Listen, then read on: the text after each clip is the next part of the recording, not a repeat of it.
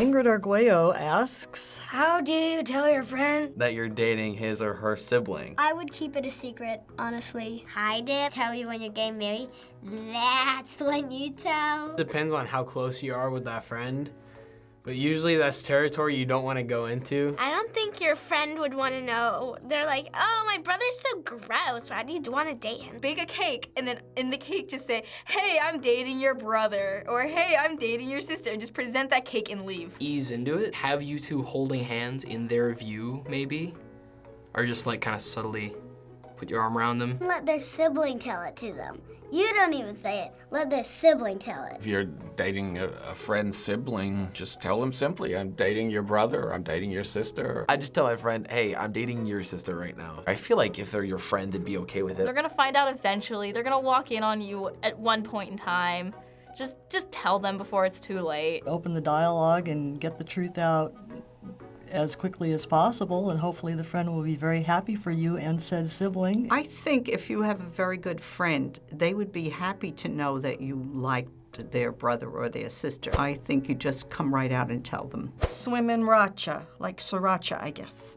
I love sriracha. How do I erase the image of Nicki Minaj's butt out of my head? You kidding me? You really saw Nicki Minaj's butt and that was in your head?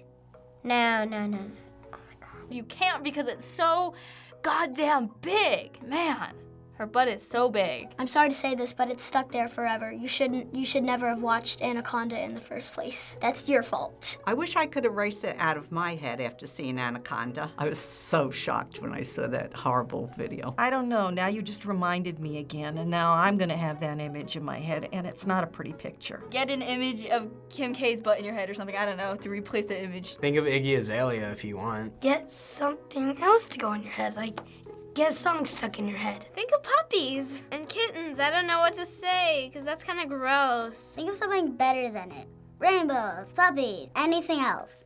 Except Nicki Minaj's butt. Watch Teletubbies over and over again to kind of like cleanse your brain of all the horrible images. I don't see the problem. Don't. You keep that thing in your head forever. You should be grateful to have that thing stuck in your head. Are you serious? Get it out of your head. Get out of here. Andy Lamarck. Close enough. Andy Marroquin wants to know, How can I make the perfect sandwich? There's no way to make a perfect sandwich. If you think it's perfect, you've done it right. Put things on it that you like, whatever will come out like a perfect sandwich, because you'll enjoy it. It should be fairly thick. The more ingredients, the better. Use pizza. Take some really nubbly wheat bread and throw a bunch of alfalfa sprouts on it and you're good to go. The tried and true, most wonderful sandwich ever created, peanut butter and jelly. I'll go with the classic, just peanut butter and jelly. That's the way to go, bro. Take the bread, spread that peanut butter and that jelly good. If you're allergic to peanuts, use cookie butter, because cookie butter is so good, and it makes me really happy. It tastes like gingerbread. You take a deli sandwich and then a Coke. You eat the sandwich first, like take bites of the sandwich and then drink the Coke. Oh, best flavor ever. You ask Ethan because he works at Jersey Mike's. You come to me. You come to Jersey Mike's. That's how you make your perfect sandwich. You get white bread, white loaf. That's the main important part. And then you get mayonnaise on one side, and then you get cheese. Do some pepper jack, and you get some turkey, and a little bit of lettuce, and some tomato and mayonnaise.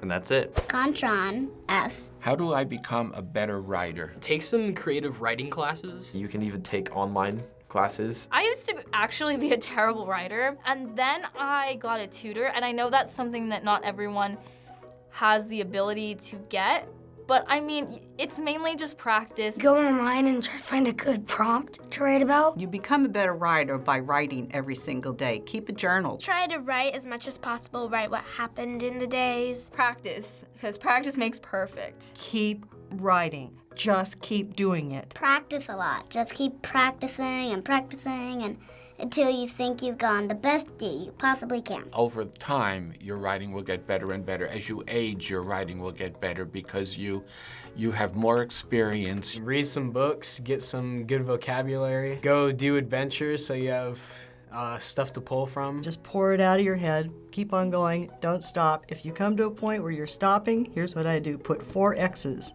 and keep going. A better writer is one that's not going to get hung up on writer's block or what's the exactly right word right here, and then come back and reapproach those X's later. It's like, oh, there's the word I was looking for. Writer's block is going to be your biggest single downfall. So just don't let it happen. Cool Bahamas. Yeah, that's an awesome name. How do you deal with an obnoxious coworker that you have to sit next to? Play some pranks. Put their computer mouse in Jell-O. Tell your boss about it. Tell your boss. They'll definitely understand. Your boss will understand. You could go to your superior and mention it to them, but not in a mean way. Try and talk about it without, putting this person down. It's like sitting next to an obnoxious kid at school. Try to remind them kindly to be quieter. You could always try to be polite and just tell them to quit it. That's a very difficult situation because you're there 7-8 hours a day. Try to ignore them. You put on headphones, you buy earplugs. I would just ignore her, and if she started talking, I'd tell her, shut up, we're at work. Go home at night and take 2 big cloves of garlic and crunch them between your back molars and knock them back with a couple of glasses of water. The next day, the garlic will be coming out of your pores. Unless somebody likes garlic a whole lot, they are not going to want to sit next to you. Trust me. I'm pretty confrontational. If someone is annoying me, I'll just calmly put my hand on their shoulder and look them in the eyes and say, hey, shut the up. You make friends with this obnoxious coworker of yours, right? And it may take a little while, may take a few weeks or so, and then you go, hey, you're a really obnoxious coworker, and they'll stop. I've got you the nicest things that I can, like give him flowers, and if that does not work, the worst one I don't like using. Smack! Thanks for watching Advice here on the React channel. Take our advice and subscribe. Comment below your questions so that we can answer them. Goodbye! I'll see you guys later. Oh, Nikki.